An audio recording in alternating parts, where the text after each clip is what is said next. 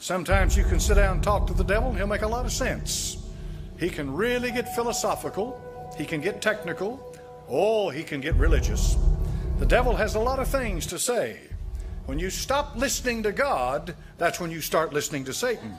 Amen. And I certainly believe in a personal devil. Now you may say, well now preacher, the devil doesn't bother me anymore. Well, I'm glad you got there. I'm not quite there yet.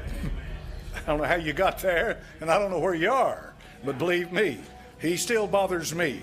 You're going to have to make a choice. You've got to decide today, which one am I going to serve? I want you to remember something. That Bible says that there are fiery darts from the devil. These are darts, these are arrows that he fires at you, and he's firing them constantly. And the only thing that can keep them from penetrating your soul is the full armor of God, the helmet of salvation, the breastplate of righteousness, amen, your feet shod with the preparation of the gospel of peace, the sword of the Spirit, amen. When you stand firm in that armor of God and say, Satan, I am not what you say I am what God says I am, and I know whom I have believed, and I'm persuaded, amen.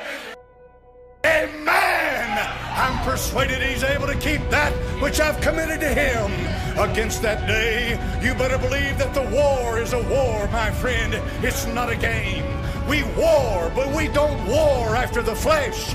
We war after the Spirit, and the weapons of our warfare are not carnal, but they're mighty unto God to the pulling down of strongholds. So maybe while I'm preaching to you right now, Satan is working your mind over. He's filling your mind full of filthy thoughts. It doesn't help if you spent last week in front of a computer watching pornography. That's not going to help you. If you're buying little girly magazines and spending your time looking at this stuff, my friend, don't be surprised if it doesn't suck the very life out of your soul. Make a choice today. Are you going to choose life, or will you choose death? We all make that decision, and we make it every day of our lives. And it'd be a good thing if you told the Lord every breath you took, every day of your life, Lord, my life is in your hands. My heart beats because you tell it to beat. I live because you tell me to live. I exist because you exist. I am what I am by the grace of God. Hallelujah. If you do that, you might be surprised at how that kind of thinking will affect your life.